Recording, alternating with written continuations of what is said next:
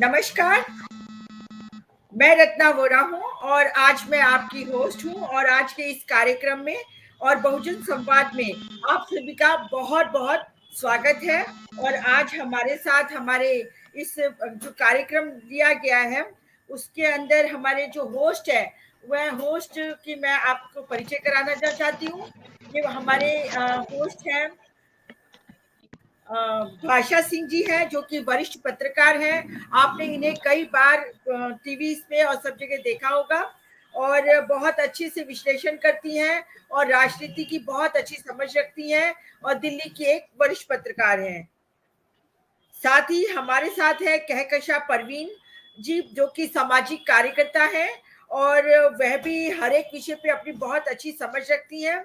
और साथ में अभी फिलहाल हमारे साथ डॉक्टर सुमन मौर्य जी हैं, जो कि डॉक्टर डायरेक्टर हैं अंबेडकर अध्ययन केंद्र राजस्थान से, और वह भी सभी विषयों पे बहुत अच्छी समझ रखती हैं और एक अम्बेडकरवादी है। इसी तरह जागृति सिंह राही हमारे बीच में जुड़ जाएंगी और जागृति राही गांधीवादी है, सामाजिक कार्यकर्ता है और सभी विषयों पे बहुत गहराई से अध्ययन करती हैं और अपनी एक बहुत अच्छी समझ रखती हैं। अब हमारे सामने यहाँ पर एडवोकेट मंजू शास्त्री जी हैं। नमस्कार मंजू जी। नमस्कार। आप जौनपुर से हैं और जौनपुर मतलब कि यूपी से हैं और अभी तो यूपी का ही बोलबाला चल रहा है, तो आप हमारे बीच में हैं।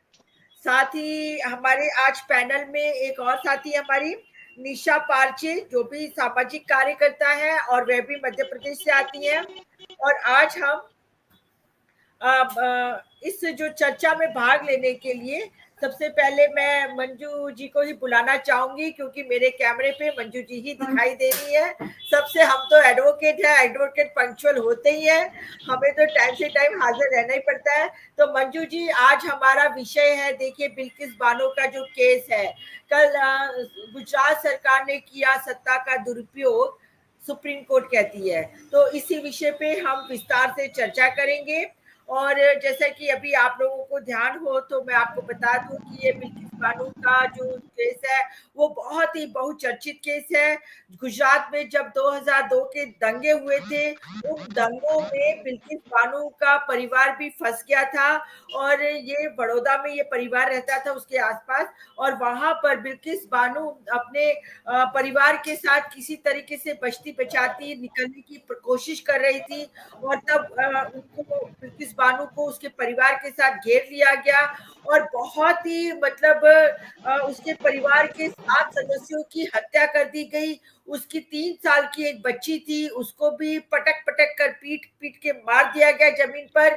और खुद बिल्किस बानो जो 5 से 6 महीना की उसके गर्भ अवस्था में थी, उसके साथ सामूहिक बलात्कार हुआ, बहुत ही जघन्य अपराध हुआ उसके साथ। और फिर ये जितने भी आरोपी थे वह यह सोच के बिल्किस बानो को छोड़ के चले गए कि अब ये सब मर चुके हैं। और फिर बिल्किस बानो को जब अपना होश आता है तो किसी तरह से वो अपने होश में आने के बाद अपने आप को बचते बचाते गांव तक जाती है और फिर अपनी लड़ाई का संघर्ष का काम शुरू करती है। और इस संघर्ष में एडवोकेट्स की भी बहुत बड़ी भूमिका रही है, सबने बिल्किस बानो का साथ दिया है। और जब अब बिल्किस बानो को सीबीआई केस महाराष्ट्र में लड़ा गया, क्योंकि गुजरात सरकार में गुजरात के कोर्ट्स में विश्वास नहीं था, इसलिए इस केस को महाराष्ट्र में लड़ा गया। और महाराष्ट्र में ही इसके अंदर सीबीआई ने इनको कन्विक्ट किया, इनको सजा दी, आजीवन की सजा दी गई है। और इसके बाद हाई कोर्ट ने भी मोहर लगाई और उसके बाद सुप्रीम कोर्ट ने भी मोहर लगाई। और इस तरीके से ये जो 11 दोषित थे, दोषित की मैं बात कर रही हूँ, सजा याफ्ता, इन 11 सजा याफ्ता को भारत देश का जब हम 15वीं अगस्त बना रहे थे, आजादी का अमृत महोत्सव बना रहे थे, उस दिन 15 अगस्त 2022 के दिन उनको रिहा कर दिया गया, 11 आरोपियों को रिहा कर दिया गया।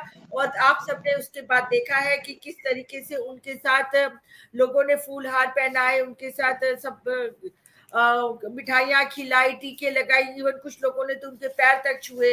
तो आपने सबने इस बात को देखा है किस तरह से विश्व हिंदू परिषद, आरएसएस, बीजेपी ने इन लोगों को गले से लगा लिया।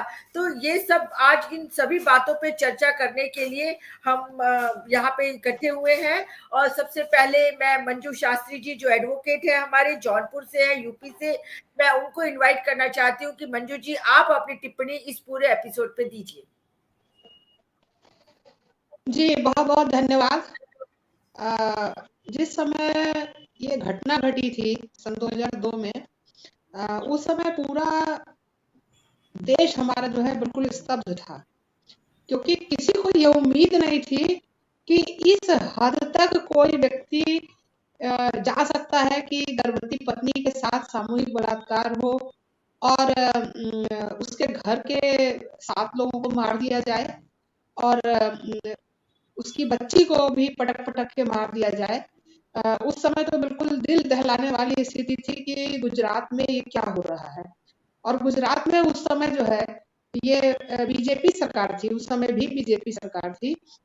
लोगों ने बहुत उंगली उठाई और सरकार ने उस समय भी अपराधियों को बचाने का बड़ा प्रयास किया। मामला सुप्रीम कोर्ट तक गया है, तब जाकर के किसी तरह से इस केस में गिरफ्तारियां हुई हैं और ये मामला महाराष्ट्र सरकार को ट्रांसफर किया गया, महाराष्ट्र की जुडिशरी को ट्रांसफर किया गया और वहां पर इसका ट्रायल हुआ और ट्रायल होने के बाद इनको सजा मिली। 11 लोग दोषी पाए गए और इनको आजीवन कारावास की सजा मिली। तो हालांकि इतने जघन्य अपराध में फांसी की सजा होनी चाहिए थी, लेकिन बिल्किस बानो या वादी पक्ष ने समझा कि चलो न्याय तो मिला, वो सब जेल चले गए, आजीवन कारावास की सजा हो गई। लेकिन उससे ज्यादा स्तब्ध कर देने वाली बात तब पैदा हुई जब एक तरफ हमारा देश आजादी का महोत्सव मना रहा है, लाल किले से बड़े बड़े भाषण दिए जा रहे हैं महिलाओं के सम्मान को लेकर के, और दूसरी तरफ गुजरात सरकार ऐसे जघन्य बलात्कारी अपराधियों को, हत्यारों को ये कह करके छोड़ दे रही है, जेल से रिहा कर दे रही है कि वो ब्राह्मण है और ब्राह्मण संस्कारी होते हैं। यानी संस्कार भी जाति में समाहित हो गया।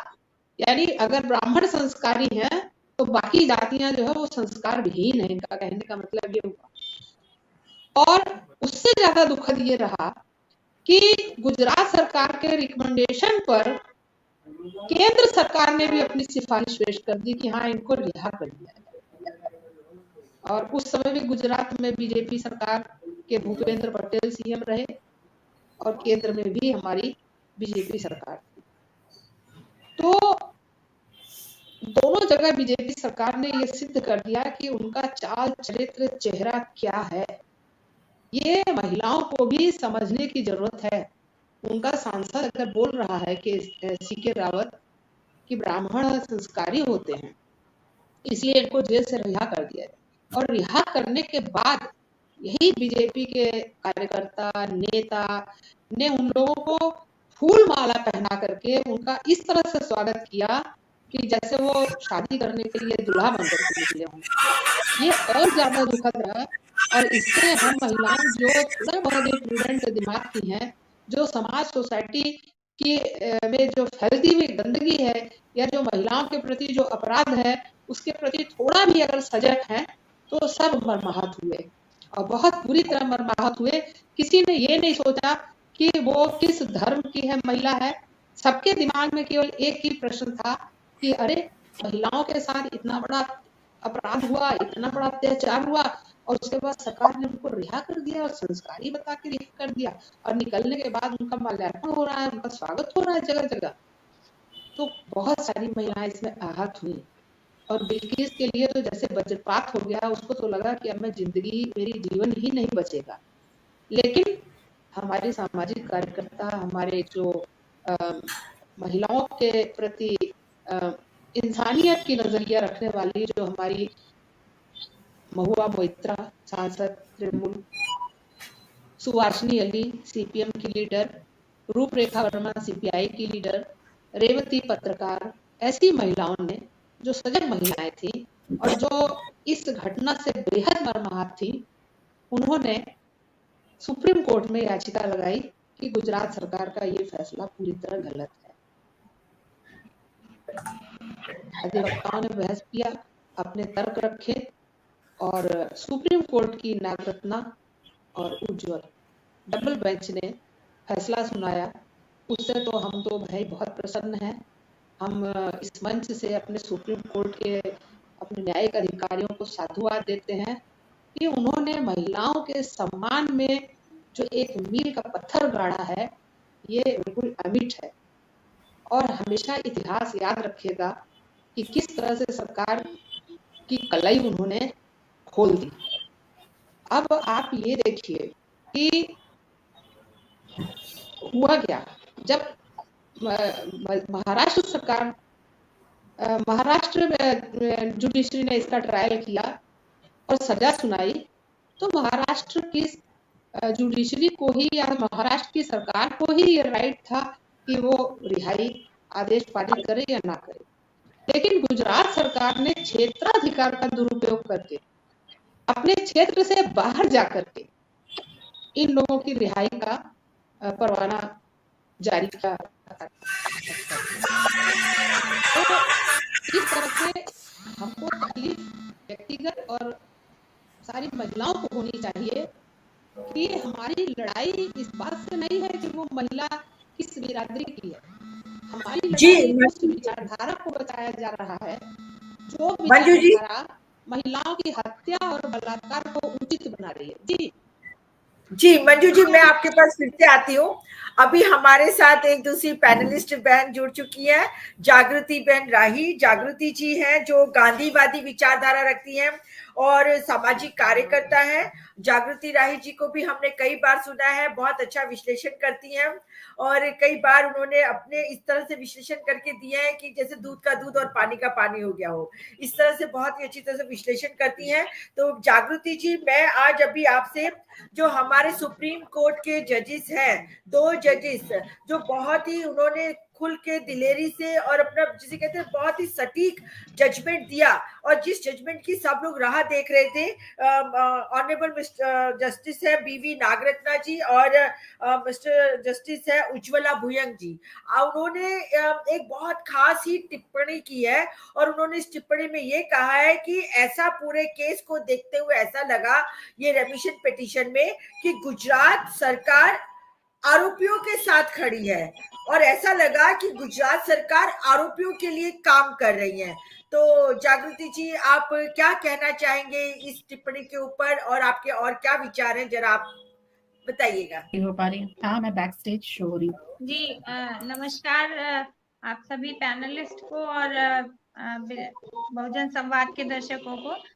एक तो सबसे पहले इस फैसले का स्वागत कर रही हूँ कि देर आए दुरुस्त आए ये टिप्पणी करे शायद कि चलो कहीं तो किसी को तो न्याय मिला और उस लड़ाई में कम से कम जिसमें पूरे देश की एक्टिविस्ट और तमाम महिलाएं लड़ रही थी बिल्किस बानो के साथ खड़ी होकर के, उसमें ऐसा फैसला आना थोड़ा हिम्मत देता है कि चलो कहीं न्याय की उम्मीद जिंदा है। ये एक चीज तो ये। दूसरा मुझे ये कहना था कि जो ये टाइमिंग है, क्योंकि अभी ये जो 10 सालों से हम लोगों का समय बीत रहा है उसमें ये कहना पड़ रहा है कि हर चीज को हम लोग भी शक की निगाह से देखते हैं। तो जिस तरह के फैसले लगातार पिछले दिनों आ रहे थे उनकी तुलना में जिस तरह का ये फैसला आया है ये बिल्कुल विपरीत है। तो हम लोगों को उम्मीद बड़ी मुश्किल से अब जगती है कि ये सीधी सीधी सही तरीके से चीजें हो रही हैं, क्योंकि कहीं पे देश की पूरी आर्थिकी का मामला है देश के अंदर जिस तरह का लूट का मामला चल रहा है, दुनिया भर में उससे छवि खराब हो रही थी, उसका उस मामले में फैसला कुछ अजीब ही आया अभी जस्ट इसके कुछ दिन पहले। अब ये फैसला है। दूसरा ये ध्यान दिलाना चाहूंगी कि इसी वक्त पे जब पूरे देश में एक आक्रोश था माननीय सुप्रीम कोर्ट के प्रति, जो है लोग जो है परेशान हो रहे थे, चिंतित हो रहे थे कि ये उम्मीद एक आखिरी जो हमारे पास देश के लोकतंत्र और संविधान की कस्टोडियन के तौर पर जो बची हुई थी वो भी धुंधली पड़ती जा रही थी। जब आप देखें कि बनारस का माहौल, जो बनारस में घटना हुई, बीटेक की एक दलित छात्रा को के साथ, आईआईटी बीटेक में पढ़ रही थी जो बीएचयू में, उसके साथ 3 भाजपा के पदाधिकारी मीडिया सेल के लड़कों ने जो है गैंग रेप किया, और वो 2 महीने तक चुनाव प्रचार करते घूम रहे थे। तो ये उसके बाद पूरे देश में उसकी तीव्र प्रतिक्रिया हुई और बहुत उनको गिरफ्तार करना पड़ा, और ये मामला, तो इस तरह से एक पूरा सीरीज चल रहा था कि एक माहौल बन रहा था कि ये पूरी सरकार जो है कहीं ना कहीं महिला विरोधी अपनी छवि दिखा रही थी। तो इस समय ये फैसला आना कहीं ना कहीं ये भी जताता है कि ये एक अपने छवि को सुधारने का भी कोशिश हो सकती है। जहां तक सवाल है न्याय का, तो न्याय के मंदिर में यही एक सिद्धांत है, justice delayed is justice denied. तो 20 साल लगते हैं एक ऐसी महिला के केस में जिसमें इतनी बड़ी संख्या में जिसके साथ परिवार के लोगों को मार दिया गया हो, और ये अकेला एक बिल्किस बानो का मामला नहीं है। गुजरात दंगों का पूरा मामला अगर आप देखें तो हजारों, पता नहीं कितनी महिलाओं की हत्या, कितने बच्चों की हत्या हुई और कितनी हिंसा हुई, और उस मामले में, उन सभी मामलों में, वो चाहे बेस्ट बेकरी का मामला हो, चाहे और तमाम गांव मालेगांव का मामला हो, और तमाम मामला हो, बंबई का हो, सब जगह दंगों के जो आरोपी थे और महिला हिंसा, जो दंगों में जो शिकार बनाया जाता है जिन महिलाओं को, उस तरह से जो उनके जो आरोपी थे, जो तलवारें बांट रहे थे, जो हत्याएं कर रहे थे, उन सभी को छूट मिली, और लगभग ज्यादातर मामलों में गुजरात हाई कोर्ट के वहां से जो है इस तरह का मामला हुआ है। तो ये बहुत दुखद है। मैं अकेला उसको देख के कोई, हालांकि बहुत वेलकम कर रहे हैं लोग, सब मान रहे हैं कि ये जीत है, लेकिन मैं इस बात से दुखी हूँ कि क्यों ऐसा हर केस में नहीं होता कि एक पीड़ित महिला को न्याय मिलता हो। यहाँ पे न्याय के लिए भी उसे 1.5 साल तक उस पीड़ा से गुजरना पड़ा कि उसके रेपिस्टों को और उसकी बच्ची के हत्यारों को छूट मिल गई और उनको माला पहना के स्वागत किया गया। तत्काल सो मोटो लेने के बजाय फिर ये इतनी सारी एक्टिविस्ट हमारी जो महिलाएं हैं वो अगर ना गई होती तो शायद उसमें कुछ नहीं होता। लेकिन वो हिम्मत है, इस देश की औरतें अभी भी कुछ जागरूक हैं जो लड़ने के लिए चली गई, तो सुप्रीम कोर्ट को ये मौका मिला कि उन्होंने ये, और वो भी ये टिप्पणी करते हुए कि ये फैसला तो लेना था महाराष्ट्र सरकार को, गुजरात सरकार की तो गुजरात के हाईकोर्ट के तो जुरिस्डिक्शन में ही नहीं आता था, इसलिए ये गलत फैसला हुआ। इसलिए नहीं कि सारे के सारे आरोपियों को छोड़ना गलत था, तथ्यों को छुपाकर छूट ली गई थी, ये सब कहते हुए जिन लोगों ने इस तरह से छूट ली उनको और सजा देने की जरूरत है, ये ना कहते हुए ये टिप्पणी की केवल और केवल मामला उनको महाराष्ट्र में देखना था, उन्होंने देख लिया गुजरात में ये गलत हुआ है। तो ये जो इस तरह से बातें हुई ना, मुझे नहीं समझ आता कि ये इतना सहज है क्या कि एक पूरे प्रदेश के मामले जहां देखे जाते हो उस जगह पे अंतिम मतलब हाई कोर्ट तक जाना भी किसी अकेली महिला जिसके साथ दुर्व्यवहार हुआ हो, बलात्कार हुआ हो, उसके लिए आसान नहीं होता समाज को पूरी तरह से छोड़ते हुए, और वहां पे इस तरह की घटना हो रही है तो हाई कोर्ट तक जाने में ही उसके पसीने छूट जाते हैं, 10 साल लग जाते हैं, 5 साल लग जाते हैं। तो ये अपने आप में खाली ये जीत ही नहीं है, ये बहुत बड़ा सवाल भी है अपने आप में हमारे सिस्टम के ऊपर। तो ये मुझे कहना था।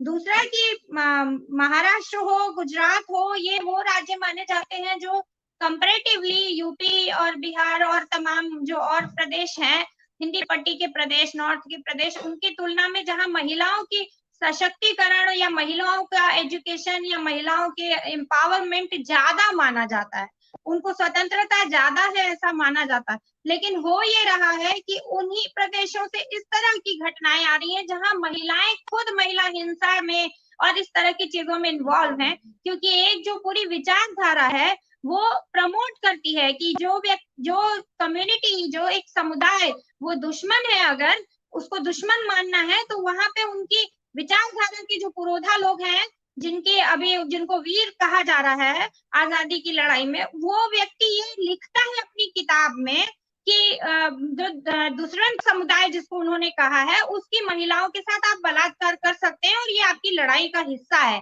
और यहाँ एक मुख्यमंत्री बयान देता है कि कब्र में से निकाल करके उनका बलात्कार किया जा सकता है। तो ये सब चीजों पे माननीय सुप्रीम कोर्ट का ध्यान या हाई कोर्ट का ध्यान क्यों नहीं जाता है? उनको क्यों नहीं लगना चाहिए, सुओ मोटो क्यों नहीं लेना चाहिए कि क्यों महिला आयोग चुप रहता है? क्यों इस तरह की चीजों पे तुरंत कार्यवाही नहीं होती है? इस वजह से इस देश की पढ़ने लिखने वाली बच्चियां, मेडल लाने वाली बच्चियों के ऊपर भी हाथ डालने की लोगों को हिम्मत हो जाती है। तो मेरे लिए ये चिंता का विषय है। ये सही है कि एक बड़ी लड़ाई में हम लोगों को थोड़ी राहत मिली है, थोड़ी जगह मिली है, जिसमें उसी लड़ाई में बहुत सारी ऐसी महिलाएं हैं। एक तो सांसद की पत्नी है, जो पूर्व सांसद कांग्रेस के, जिनको जला के मार दिया गया, वो बेचारी आज तक न्याय के लिए परेशान है। संजीव भट्ट है जो IPS ऑफिसर है और वो जेल में है और उनकी जमानत नहीं हो रही है, उनकी पत्नी लड़ रही है अकेले और उनकी बेटी लड़ रही है। तो इस तरह के मामले उस पूरी हिंसा में और उस पूरे सीन में हुए हैं और लगातार उन चीजों को लेकर के तमाम लोगों को पुरस्कृत किया गया है, जिन लोगों ने बहुत सारी सजाओं से लोगों को बचा लिया है या जिन्होंने जांच में जो है क्लीन चिट दे दी है। तो ये कोई इतना अकेले एक मामला नहीं है जिसको मैं महसूस कर रही हूँ गहराई से, क्योंकि मेरा संबंध भी गुजरात से है, मेरी ननिहाल है गुजरात में। तो मैं ज्यादा उन चीजों को देखकर सेंसिटिव होती हूँ कि गुजरात ऐसा समाज रहा है जहाँ 12 बजे रात में भी लड़कियां खुद को सिक्योर महसूस करती हैं और घूमती फिरती हैं, गरबा करती हैं रात रात भर। और वो गुजरात जो है अब इस बात के लिए जाना जाता है कि गुजरात में दंगे हुए और उसमें इतनी हजार लोगों को मारा गया, जिसमें बहुत सारी महिलाएं थी जिनके साथ रेप किया गया और उसमें महिलाएं भी इन्वॉल्व थी उन लोगों के घरों को जलाने में और हिंसा करने में, उकसाने में। ये कितना दुखद है अपने आप में। एक पूरी सोसाइटी का किस तरह से पतन हुआ है इस पूरी महिला के मुद्दे को लेकर के, ये सब भी हम लोगों को सोचने की जरूरत है।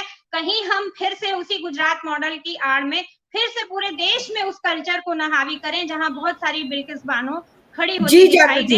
ये तकलीफ दे है जी। बहुत बहुत धन्यवाद। जी अब मैं अभी आपसे फिर मिल सकती हूँ, पर उससे पहले अब हमारे बीच में कहकशा परवीन जी जुड़ गई है और वह भी बहुत ही अच्छी वक्ता है और हर एक विषय पे बहुत अच्छी समझ रखती है, सामाजिक कार्यकर्ता है और अपनी बात बहुत ही विस्तार से रखती है।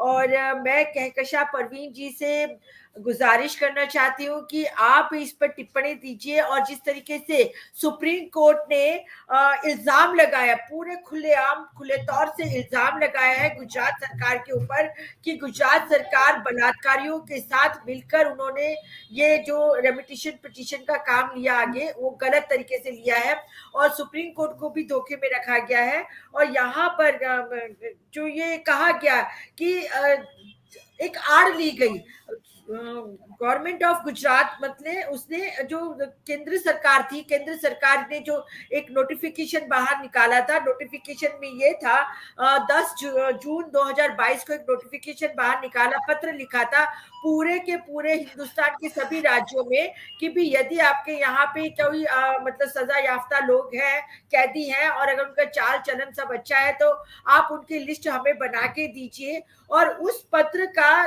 गलत उपयोग करके, दुरुपयोग करके इन्होंने मतलब ऐसे जो बलात्कारी थे, जो बिल्किस बानो के, और उस पत्र में साफ तौर पे लिखा गया था कि जो बहुत ही संगीन अपराधी हो या दुष्कर्म के अपराधी हो उनको ना जोड़ा जाए। उसके बावजूद भी ये जो संगीन अपराधी थे, बलात्कारी थे, उनका गुजरात ने मतलब पत्र का दुरुपयोग करके उनको रिहाई दी। और इसके बारे में अभी मैं आपसे पूछ लेती हूँ आपकी बात। उससे पहले मैं एक अपनी बात मतलब जब यहाँ पे कहना चाहती हूँ कि छोटा उदयपुर में अभी पिछले हफ्ते की ही घटना है, गुजरात के छोटा उदयपुर में कुछ लड़कियां स्कूल से वापस आ रही थी और वहां पर उनको पिकअप वैन में उन बच्चियों के साथ कुछ गुंडे थे, उन्होंने उनके साथ जबरदस्ती की और जबरदस्ती करते करते उनको इस तरीके से मतलब बचाने के लिए चलती हुई वैन में कूदना पड़ा और उसमें 2-3 बच्चियां बहुत बुरी तरह से घायल हुई। तो गुजरात अब वो गुजरात नहीं रह गया है। जब से मोदी जहाँ पे गुजरात में आए, पहले वो प्रधानमंत्री थे तो पहले वो मुख्यमंत्री थे और मुख्यमंत्री होने के साथ ही यहाँ पे 2002 के दंगे हुए और उस दंगों की हर कोई बहुत भर्त्सना करता है, आज तक कर रहा है।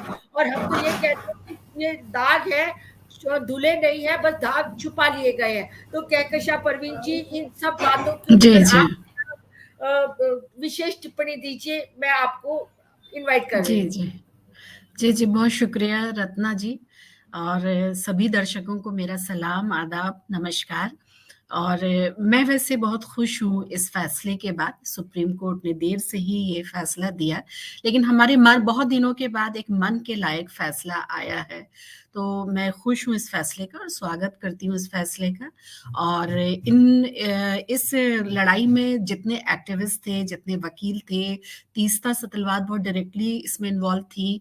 और जब पिछले साल 2022 में 15 अगस्त के दिन जब सभी मुलजिम को ये कह करके छोड़ दिया गया था कि ब्राह्मण है और इनके आचरण बलात्कारी हैं, लेकिन इनके आचरण अच्छे हैं और ब्राह्मण कभी बहुत दुष्ट इंसान नहीं होता है करके, तो उसमें जो हमारी 3 महिलाएं रूपरेखा वर्मा और सुभाषिनी अली, रेवती लाल जी, इन लोगों ने जो एक साहसी कदम उठाया, महुआ मोइत्रा जी, इन सभी ने जो एक साहसी कदम उठा करके ये साबित किया कि जुल्म तो जहां पर हो रही थी, लेकिन जुल्म के खिलाफ आवाज उठाने वालों की भी कमी नहीं थी। आज भी ये प्रमाण होता है कि हमारी इस दुनिया में लड़ने वाले, इंसाफ के लिए अपनी जान को दांव पे लगाने वाले और मुखर रूप से बिना डरे आवाज उठाने वाले लोगों की कमी नहीं है। तो एक तो ये है। और लेकिन हम यहाँ पर आज बहुत अलग तरह की चर्चा करना चाहते हैं। हम बाकी वक्ताओं को जब मैं ऑफिस से निकली और रास्ते में थी तो मैं सबको नहीं सुन पाई कि किसने क्या कहा, लेकिन जाहिर सी बात है आक्रोश है। महिला मुद्दों पे हम लोगों ने हमेशा काम किया है और लगातार इस खबर पे हम लोगों की नजर बनी हुई थी। और 2022 में जब 15 अगस्त के दिन ये मुलजिम सब 11 के 11 मुलजिम छूटे थे और उनका माला फूल से स्वागत किया गया था, और जो भाषा इस्तेमाल की गई थी उससे कहीं ना कहीं बहुत ज्यादा आहत थे कि एक तो जो सजा याफ्ता मुलजिम थे और बलात्कार से बड़ा जुर्म और क्या हो सकता है, वो भी एक संगीन जुर्म है, और उसको एक ब्राह्मण और एक अच्छे इंसान और अच्छे आचरण वाले ब्राह्मण को कह करके एक सेफ गार्ड उनको दिया जाता है। लेकिन मैं पूरा बिल्किस बानो पे बात करना चाहूंगी क्योंकि मैं उनके साथ बहुत नजदीक से रही हूँ, और वो जो पूरा सफर उनका रहा है शुरुआती दौर की लड़ाई की, उस दौरान भी हम उनके साथ थे।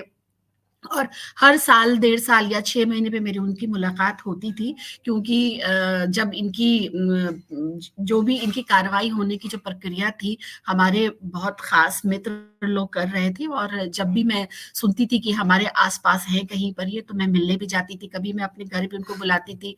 अक्सर हमने इनके साथ खाना खाया है। जो अभी तो जो अखबार में निकला या जो मीडिया ने हमें दिखाया, जो हमने सुना, तो हम उस आधार पे कह रहे हैं कि एक महिला के साथ इतना बुरा हुआ, और एक दंगा एक खुद एक मानवता के खिलाफ एक प्रतीक था। पूरे गुजरात का जो दंगा था, मैं भागलपुर से हूँ, और एक दंगा मैंने भागलपुर में बहुत करीब से देखा था, और दूसरा दंगा अपने बालिग होने और एक समझ के रूप में एक एक्टिविस्ट बनने और तैयार जब मैं हो रही थी, उस दौरान मैंने ये दंगा देखा था। और उस दंगे के बारे में जब मैंने सुनी थी और फैक्ट फाइंडिंग के लिए हमारे यहाँ से भी काफी लोग गए थे, तो उनके साथ जब मैं बैठती थी तो वो बहुत ही परेशान कर देने वाला, हैरान कर देने वाली खबर थी। और जब मैं बिल्किस बानो के साथ बात करती थी तो मेरे मन में बहुत सारे सवाल होते थे, और लेकिन उसका एक नियम था कि हम जो इतने खुद परेशानी में है, जो खुद अपनी लड़ाई लड़ रहा है, मैं उनसे कुरेद के सवाल पूछूं तो कहीं वो ज्यादा और अपने उनके दुख को कुरेदने के बराबर वो होगा। लेकिन जब हम लोगों की बातें होती थी, वकील उनसे बात करती थी और हम भी बगल में बैठे रहते थे, तो उनके आंख से लगातार आंसू आते थे जब वो अपने बारे में बता रही होती थी। उनको अपने परिवार में जितने सदस्य उनको खोने का दुख, अपनी बेटी के खोने का दुख, जो बच्चा पेट से निकाल के उनके फीटस को तलवार से लहराया गया था, वो बता करके वो जिस तरह से दुपट्टे में अपना मुंह छुपा करके खूब बिलक बिलक करके रोती थी।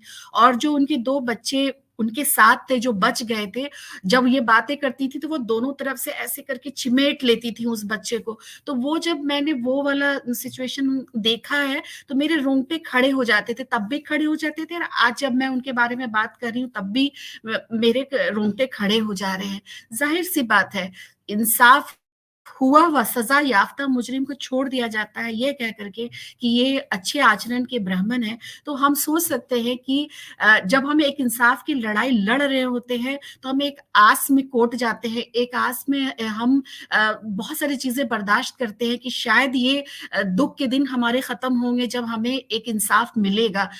और उस इंसाफ मिलने के बाद एक फैसला आता है कि इनकी सजा को माफ कर दी जाती है और ये अच्छे आचरण के ब्राह्मण थे। शायद ये शब्द जब मुझे इतना खटक रहा है और जब ये खबर आई थी तो कई बार मेरे कान में आवाज, रविश कुमार की आवाज आती थी जब उस वक्त वो एनडीटीवी में थे, और वो जिस तरह से बात करते थे तो जैसे लगता था कि उनका गला रूंध गया है। तो आप सोच सकते हैं कि हम और आपको जब इतना दुख है तो जो बिल्किस बानो जिन्होंने अपने सामने इतनी मौतें देखी है, अपने सामने कितने को कटते देखा, अपने सामने कितने को जलते देखा, अपने सामने वो कितने को अपनी जान बचाने के लिए भागते देखा है, तो बहुत सारे ट्रॉमा को देखा है। और मैं उनके हाथ को महसूस कर सकती हूँ, जब वो रो रही थी तो मैंने उनके हाथ पर हाथ रखा था, तो वो मैं महसूस कर सकती हूँ कि उनको क्या महसूस हो रहा था।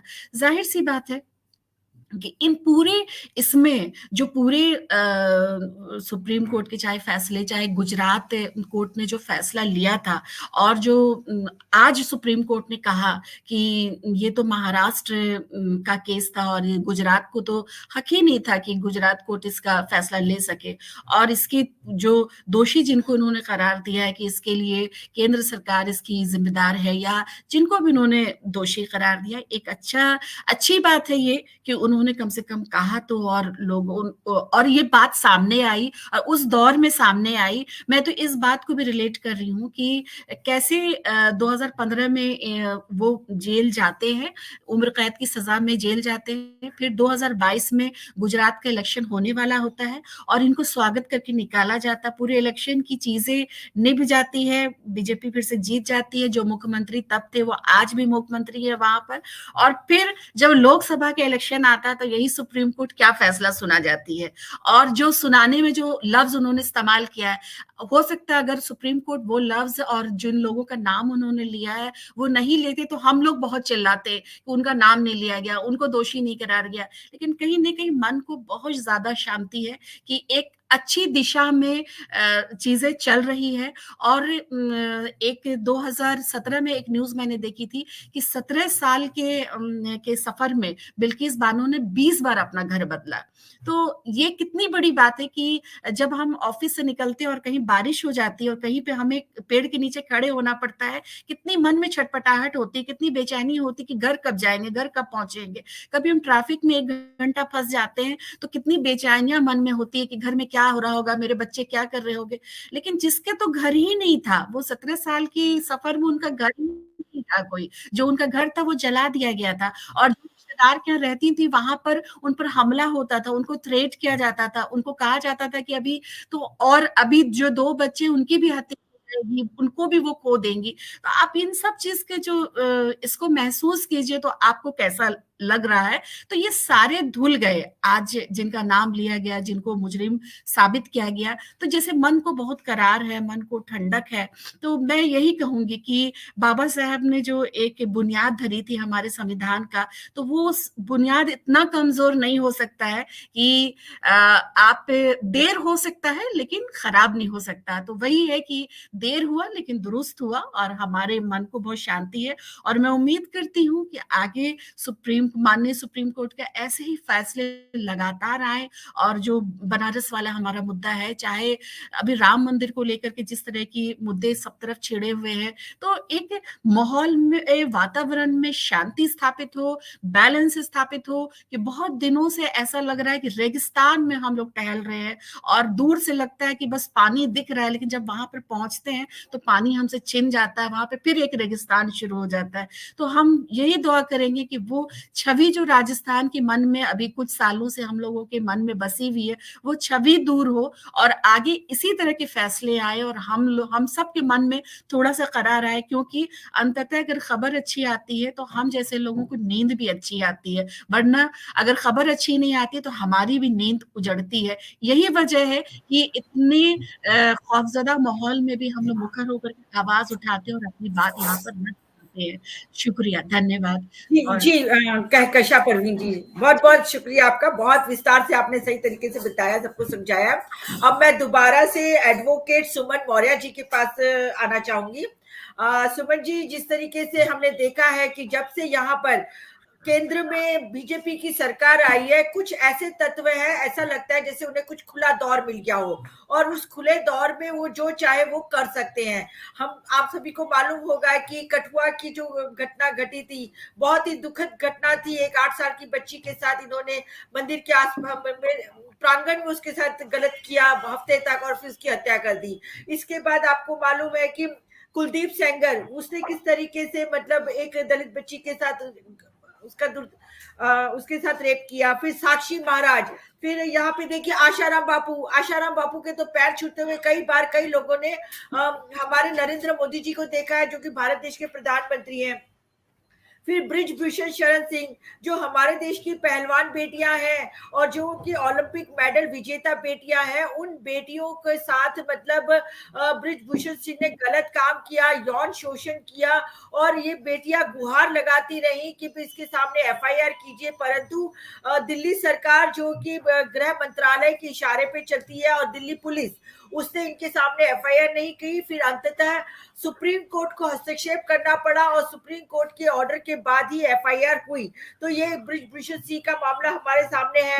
अभी फिलहाल आपने देखा वाराणसी की एक बच्ची है जो आईआईटी पढ़ती थी, स्टूडेंट है, और उसके साथ मतलब बंदूक मतलब पिस्तौल दिखा के उसके कपड़े उतरवा के उसके साथ गलत किया गया। तो ये घटनाएं, और उसके बाद मणिपुर की घटना को भी मैं आप सबके ध्यान में है, जहन में है कि मणिपुर 2 महीने से ज्यादा से जलता रहा और वहां पे इंटरनेट बंद था तो कुछ पता नहीं चल रहा था, और अभी भी वहां पे घटनाएं तो हो ही रही है। मणिपुर में जिस तरीके से हमारी 2 बहनों को नग्न अवस्था में परेड कराया गया और उनके साथ जो भी गलत हुआ, तो वो तो मतलब दिल दहलाने और दिल कांप जाए ऐसी परिस्थिति की बात थी। और उस परिस्थिति में हम लोगों ने मतलब देश में देखा है कि कितना उतार चढ़ाव आया है और कितना बदलाव आ गया है। पहले मेरा देश हमारा देश कुछ और था, आज हमारा देश मेरा देश कुछ और हो गया है। आज सबको मंदिर मंदिर मंदिर दिखाई दे रहा है। तो इन सब बारे में क्यों आप क्या कहना चाहेंगे कि क्यों भारतीय जनता पार्टी के ही नेता, एमएलए, एमपी इन्वॉल्व दिखाई देते हैं? उनको क्यों, वही क्यों अपराधी होते हैं? इस बारे में आप थोड़ा प्रकाश डालिए। जी मंजू शास्त्री जी।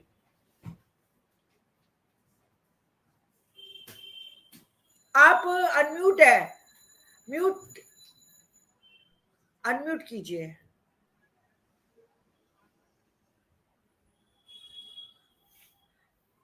आप म्यूट है, अनम्यूट कीजिए।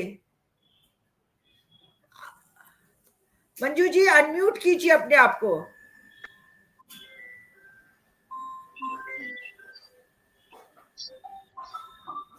बोलिए। फिर से म्यूट हो गई हैं। हाँ अब ठीक है, बोलिए। अब फिर से म्यूट हो गई, उसको हटाइए। हाँ अब ठीक है, बोलिए जी।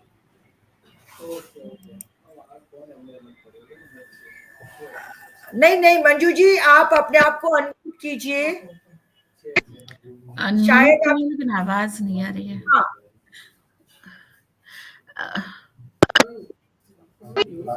हाँ ठीक है, आ रही है? हाँ आ रही है। जी आ रही है, आइए बोलिए। जी अपनी बात को हम आगे बढ़ाते हुए हम ये कहेंगे कि अगर जितना अभी आपने उदाहरण दिया, कठुआ, कुलदीप सेंगर, साक्षी महाराज, आशाराम बापू, राम रहीम, बृजभूषण, और ये सब के सब जो है ये सत्ता से जुड़े हुए हैं और ये सब प्रभावशाली लोग हैं और अपने प्रभाव का प्रयोग करते हुए, दुरुपयोग करते हुए, प्रयोग नहीं बल्कि अपने प्रभाव का दुरुपयोग करते हुए इन लोगों ने महिलाओं को एकदम वस्तु बना लिया है। उनका कोई वजूद, उनके गांव में महिलाओं का कोई सम्मान नहीं है। तो ये जो गुजरात सरकार ने जो किया बलात्कारियों को और हत्यारों की रिहाई जो उन्होंने किया, तो ये एक विचारधारा से प्रेरित है और वो विचारधारा इनकी हमेशा महिलाओं के विपरीत रही है। महिलाओं को जिस तरह से पहले इनका एक धर्म कहता था जुए में हार जाओ महिलाएं संपत्ति होती है, और उसी क्रम को आगे बढ़ाते हुए ये लोग इसमें इनकी रिहाई हुई है, क्योंकि ये वास्तव में अगर बहुत बारीकी से अध्ययन किया जाए तो महिलाओं का जितना शोषण इस सरकार में हो रहा है इतना पहले कभी नहीं हुआ। 70 साल के इतिहास में हमारे आज तक कभी भी सुप्रीम कोर्ट ने किसी सरकार को फ्रॉड नहीं कहा है, किसी आदेश को मिथ्या कह दिया, गलत कह दिया या वो विधि विरुद्ध कह दिया, लेकिन जानबूझ करके किया गया फ्रॉड। क्योंकि इस मामले में, बिल्किस वाले मामले में, इन्होंने सुप्रीम कोर्ट के एक आदेश का हवाला दिया और उस आदेश के हवाले से इन्होंने कहा कि गुजरात सरकार का जो ये फैसला है और केंद्र सरकार ने जो रिकमेंडेशन किया है कि इनको छोड़ दिया जाए वो सही है। उसको सुप्रीम कोर्ट ने कहा नहीं, ये फ्रॉड है। और सुप्रीम कोर्ट ने ये भी कहा कि कानून का शासन माने बिना कोई भी राज्य स्थिर नहीं रह सकता है, और कोर्ट का अगर इस तरह से अगर सब छूटने लग जाएंगे तो कोर्ट के आदेश का कोई वजूद ही नहीं रह जाएगा, सारे कोर्ट के आदेश मिथ्या हो जाएंगे। यानी एक तरफ कोर्ट अगर उनको दोषी पाते हुए आजीवन कारावास की सजा दे रही है और आप अपने शक्तियों का दुरुपयोग करते हुए आप उसकी रिहाई कर दे रहे हैं, तो कोर्ट बेकार है, फिर कोर्ट का ट्रायल बेकार है, कोर्ट लॉ एंड ऑर्डर बेकार है। और जिस देश में लॉ एंड ऑर्डर नहीं रहेगा, क्या वो देश स्थिर रहेगा? क्या वो देश शांतिपूर्वक रह पाएगा? हम लोगों को तो एक आखिरी उम्मीद केवल कोर्ट से बचती है। किसी भी नागरिक को जब वो परेशान किया जाता है, और अगर कोर्ट भी इस चीज को कोर्ट के आदेश को ही अगर सरकार दरकिनार करके अपने आदेश को लागू कर देगी तो निश्चित रूप से उस देश में तो अराजकता फैल जाएगी। इसी तरह ये भी सुप्रीम कोर्ट ने कहा कि ये शक्तियों का पूरी तरह से गुजरात सरकार के द्वारा दुरुपयोग किया गया, विवेक का दुरुपयोग किया गया है, संविधान का दुरुपयोग किया गया है, और यहाँ तक सुप्रीम कोर्ट ने कह दिया कि ये सत्ता को हड़पने का मामला है। यानी कि इस कृत्य से वो एक अपना वोट बैंक एक पर्टिकुलर सोसाइटी के खिलाफ दूसरे लोगों को उकसा करके या उनको बरगला करके और उसको यूनाइट करने की जो साजिश है वो, और उस साजिश के तहत सत्ता पे जो काबिज होने की इनकी साजिश है, ये बेहद ही शर्मनाक है। तो इसमें गंभीर टिप्पणी सुप्रीम कोर्ट ने किया है। लेकिन आज हमने ये भी देखा है कि कुछ ऐसे भी लोग हैं जो कहते हैं कि सुप्रीम कोर्ट क्या जाने, यानी वो अभी भी उनके दिमाग पर चश्मा चढ़ा हुआ है कि वो ये मानने को तैयार नहीं है कि जो रिहाई हुई वो गलत हुई, वो रिहाई नहीं होनी चाहिए थी। इस तरह के गंभीर अपराध जो कि सोसाइटी को प्रभावित करते हो, पूरे महिला समाज को प्रभावित करते हो, उस पर अगर सुप्रीम कोर्ट ने कोई निर्णय दिया है तो उस पर भी वो प्रश्न चिन्ह लगा रहे हैं कि नहीं, ये गलत है। तो ऐसी विचारधारा को हमें तोड़ना चाहिए, ऐसी विचारधारा को पनपने से रोकना चाहिए। ये सब भी हम लोग की जिम्मेदारी बनती है। अब इसमें एक चीज और भी है कि सुप्रीम कोर्ट ने ये भी क्या कहा कि क्या जाति और धर्म देख करके आप सरकारी फैसला करेंगी? निश्चित रूप से सुप्रीम कोर्ट का इशारा बिल्किस बानो की कम्युनिटी से है और ये सत्य भी है।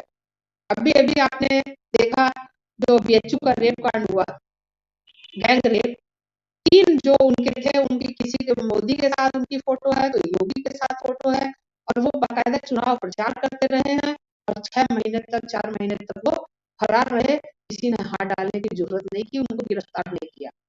तो ये, इसको अगर हम एक लाइन में कह दें कि ये रेपिस्ट सरकार है, तो कहीं से भी ये गलत नहीं होगा, क्योंकि ये रेपिस्ट के ही पक्ष में खड़ी हुई है, ये हत्यारों के पक्ष में खड़ी हुई सरकार है। और इस पर हम महिलाओं की जिम्मेदारी ज्यादा बनती है, क्योंकि हमारा काम केवल इतना ही नहीं है कि हम घर में बैठ करके केवल परिवार चलाएं, क्योंकि हम भी सीधे सीधे इससे प्रभावित हो रहे हैं। अब एक चीज पता नहीं कैसे ये लोग अपने आप को हिंदू धर्म के रक्षक मानते हैं, हमें तो समझ में नहीं आता। इनकी सनातनी परंपरा या हमारी सनातनी परंपरा कहती है वसुधैव कुटुंबकम, और उस वसुधैव कुटुंबकम की आड़ में अगर ये जाति का, धर्म का विद्वेष पैदा करके और कम्युनिटी को लड़ा रहे हैं और एक पर्टिकुलर अल्पसंख्यक को निशाना बना रहे हैं, तो ये वसुधैव कुटुंबकम के पूरी तरह से विरोधी हैं। और अगर ये वसुधैव कुटुंबकम के विरोधी हैं तो ये कभी भी सनातनी नहीं हो सकते। ये निश्चित रूप से एक ऐसा वर्ग पैदा हो गया है जिसका काम ही है तोड़ फोड़ करना और ये निम्न प्रकारेण सत्ता पर काबिज करना और अपना उल्लू सीधा करना। इनको न किसी इंसान से प्यार है, न इनको अपनी जनता से प्यार है, न इनको अपनी महिलाओं से प्यार है। इनके सारे इनके जो वादे हैं या सारे जो इनके कृत्य हैं या जितने भाषण हैं वो सिर्फ बनाने के लिए, बेटी बनाने के लिए। तो हम इतना ही कहेंगे कि ये सुप्रीम कोर्ट का जो फैसला आया है निश्चित रूप से हम लोग को एक उम्मीद की किरण है और हम उम्मीद करते हैं कि महिलाएं इसको बहुत गंभीरता से लेंगी। जी मंजू जी, बहुत बहुत शुक्रिया। अब मैं फिर से जागृति जी के पास आना चाहूंगी। अगर मैं अभी याद दिला दूं आप सभी लोगों को और मेरे दर्शकों को कि 15 अगस्त 2022 के हेलो, हाँ जी, तो मैं अभी आपको याद दिलाना चाहती हूँ जागृति जी और मेरे सभी दर्शकों को कि 15 अगस्त 2022 के दिन हमारे देश के प्रधानमंत्री जी पिछले दिनों मैं अभी आपको लेती हूँ जागृति जी, मैं अभी आपको लेती हूँ, पर आप मेरी बात सुन लीजिए क्या कहा था। यहाँ पर 15 अगस्त 2022 के दिन हमारे देश के प्रधानमंत्री श्री नरेंद्र मोदी जी ने लाल किला से कहा था कि क्या हम स्वभाव से, संस्कार से, रोजमर्रा की जिंदगी में नारी को अपमानित करने वाली हर बात से मुक्ति का संकल्प ले सकते हैं। ऐसी बात उन्होंने 15 अगस्त को कही थी और बार बार वह बोलते हैं कि बेटी बचाओ बेटी पढ़ाओ, स्त्री सशक्तिकरण की बात करते हैं और प्रधानमंत्री हमेशा ये जताने की कोशिश करते हैं कि वह स्त्रियों के हमेशा उनको आगे लाना चाहते हैं। साथ ही साथ में आपने देखा होगा कि जिस तरीके से इंडिया गठबंधन ने कहा कि जातिगत जनगणना करनी चाहिए, तो उन्होंने कहा कि मेरी नजर में तो सिर्फ 4 ही जातियां हैं, महिलाएं, युवा, किसान और एक चौथी जाति है। तो हमारी नजर में तो ये 4 ही जाति, मतलब महिलाओं को भी उन्होंने जाति के तौर पे लिया है और वो उसी जाति के आधार पे महिलाओं के उत्थान की बात करती है, महिलाओं की प्रगति की बात हमारे देश के प्रधानमंत्री करते हैं। और उसके बावजूद भी हमारे देश में जहां जहां पे भी महिलाओं के साथ प्रताड़ना हो रही है या जहां जहां भी दुष्कर्म हो रहे हैं, वहां पर सब जगह भारतीय जनता पार्टी के ही लोग इन्वॉल्व माने जाते हैं। तो मैं अभी खास टिप्पणी आपसे लेना चाहूंगी कि किस तरीके से नरेंद्र मोदी जी की कहनी में और कथनी में कितना फर्क है। तो जागृति जी अब आप इस बारे में बताइए। जी मैं ये याद दिलाऊं कि अभी अभी जब चुनाव चल रहे थे 3 राज्यों के, तो उस वक्त राम रहीम जी को पैरोल पे छोड़ा गया और ये पहली बार नहीं हुआ। हरियाणा चुनाव के टाइम पे उनको छोड़ा गया था और हर बार उनके जिनके ऊपर लड़कियों की हत्या का आरोप सिद्ध हो चुका है और सजा काट रहे हैं, वो चुनाव प्रचार के लिए गए और सत्ताधारी पार्टी मतलब मोदी जी की तरफ से वो चुनाव प्रचार कर रहे थे।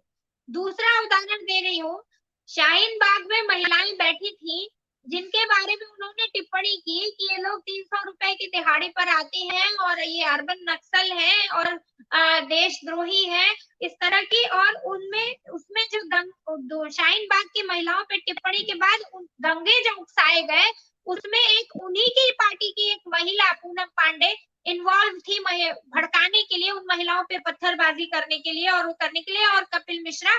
उसके बाद दंगे हुए और उन दंगों के बाद वहां लाठीचार्ज छात्राओं के ऊपर करके जेल में जो भेजी गई वो इस देश की पढ़ने लिखने वाली एक वर्ग की छात्राएं थी। तीसरा, आप निर्भया का कांड हुआ, उसके बाद की मीडिया को देखिए और आज की मीडिया का रुख देखिए कि वो किस तरह से चीजें व्यवहार कर रही हैं। और स्मृति ईरानी जी, निर्मला सीतारमण जी, जो इनके सत्ताधारी पार्टी की जो महिला मंत्री है, वो जिस तरह से संसद के अंदर चीखती चिल्लाती है, वो एकदम चुप है। वो इस तरह के किसी मामले पे जब महिला हिंसा हो रही है। आप मणिपुर को देख लीजिए, थक गए लोग पार्लियामेंट में बोलते बोलते कि भाई प्रधानमंत्री एक बार वहां जाएं, एक बार कम से कम बयान दे मणिपुर पे। नहीं बोले तो नहीं बोले। बेटी बचाओ बेटी पढ़ाओ का नारा दे देना और वाकई में बेटियों के साथ हिम्मत के साथ खड़े होना, उनको न्याय दिलवाना, इन दोनों के बीच में जमीन और आसमान का फासला हो गया है। आज बेटियां चिंतित हैं और लड़ रही है जंग भी। जिनकी चेतना जागृत है वो नहीं चाहिए। उनको पसंद कौन सी बेटियां आती हैं? जो अभी राम मंदिर के लिए रील बना रही हैं, जिनको पैसे बांटे जा रहे हैं रील बनाने के लिए कि 4 प्रोग्राम करेंगी तो आपको 45,000 दिया जाएगा, 2 प्रोग्राम करेंगी आपके सब्सक्राइबर कितने हैं।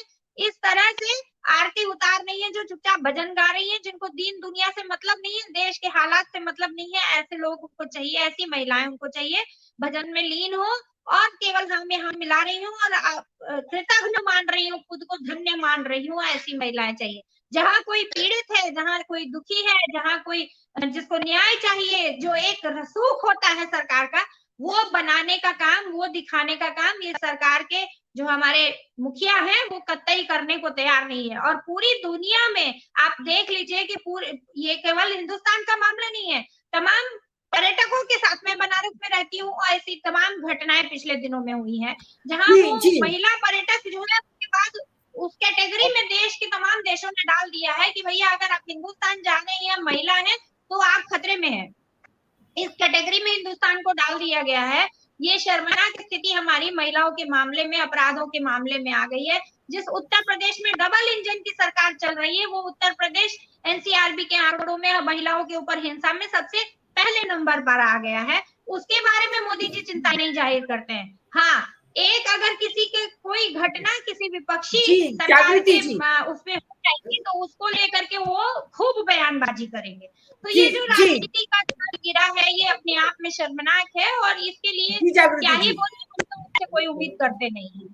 जी जागृति जी, मैं शायद आपको फिर से ले पाऊंगी, परंतु इससे पहले मैं कहकशा जी से एक प्रश्न करना चाहती हूँ, मतलब उनकी टिप्पणी लेना चाहती हूँ। अभी जिस तरीके से आप देख रहे हैं गोदी मीडिया का रोल, गोदी मीडिया अभी सिर्फ चारों मतलब रात दिन सुबह शाम 24 घंटे सिर्फ राम मंदिर राम मंदिर राम मंदिर के बारे में ही चर्चा करती है। और गोदी मीडिया जो इतने सेंसिटिव मुद्दे आ जाते हैं, जो कि अभी बिल्किस बानो का मुद्दा है, शायद मैंने तो अभी तक गोदी मीडिया पे बिल्किस बानो पे कोई चर्चा, कोई डिबेट, कोई प्राइम टाइम पे कुछ भी बोलते हुए नहीं देखा है। और यहाँ पर सिर्फ वहाँ पे जो महिला है, महिला पत्रकार है गोदी मीडिया की, मैं नाम नहीं लेना चाहती, सब लोग जानते कौन कौन सी महिला पत्रकार है गोदी मीडिया की, वह भी सिर्फ और सिर्फ एक तरफी ही रिपोर्टिंग करती है। तो आप शॉर्ट में अपनी टिप्पणी दे दीजिए कहकशा परवीन की कि गोदी ऐसे संदर्भ में क्या रोल होना चाहिए था।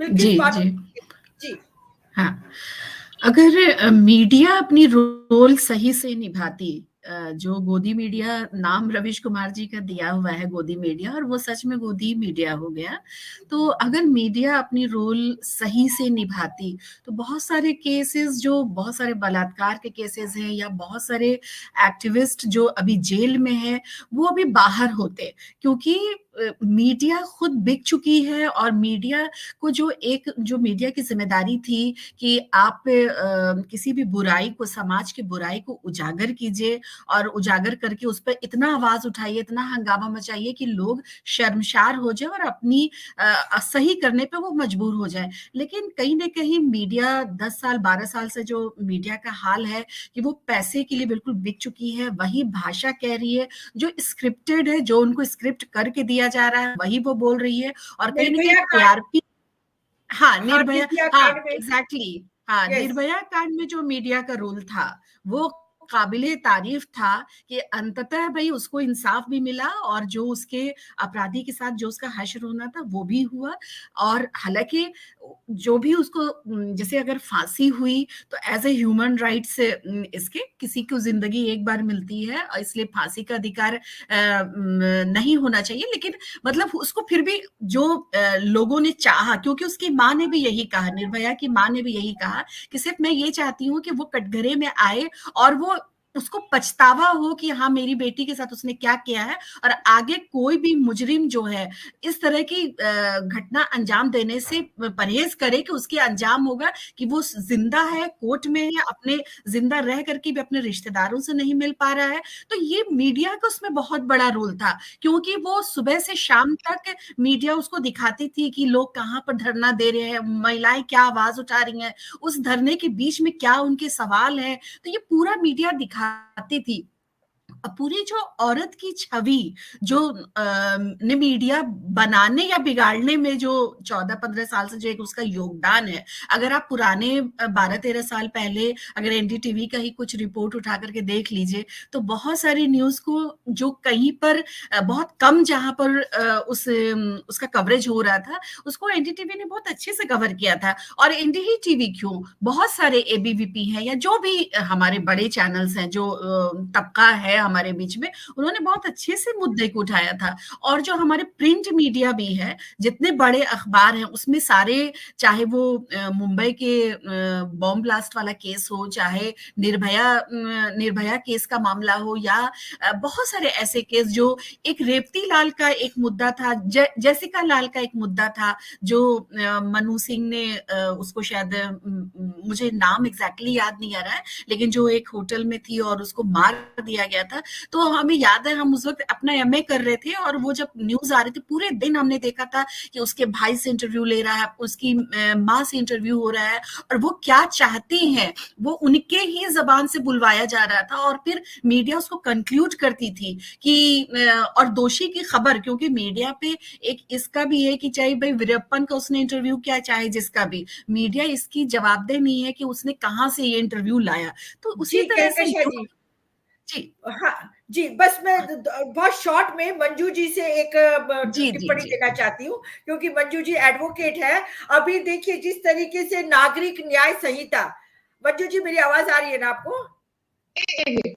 हाँ, नागरिक न्याय संहिता में ये हमारे जो गृह मंत्री है उन्होंने बदल तो दिया आनन फानन में, और वो ये कहते हैं कि हमने 376 को हटा दी, उसके बदले में 63 जो धारा 63 लगा दी है। तो आप क्या समझती हैं कि इसमें कोई फर्क पड़ा है, या तो ये तो बात वही हुई कि भाई लेबल बदल दिया गया है? तो आपकी क्या टिप्पणी है, आप शॉर्ट में जल्दी से बता दीजिए, समय हो रहा है। जी जी जी, देखिए ये जो तीनों एक्ट है, तो इसमें एविडेंस एक्ट, पहले हम इसमें जाएंगे।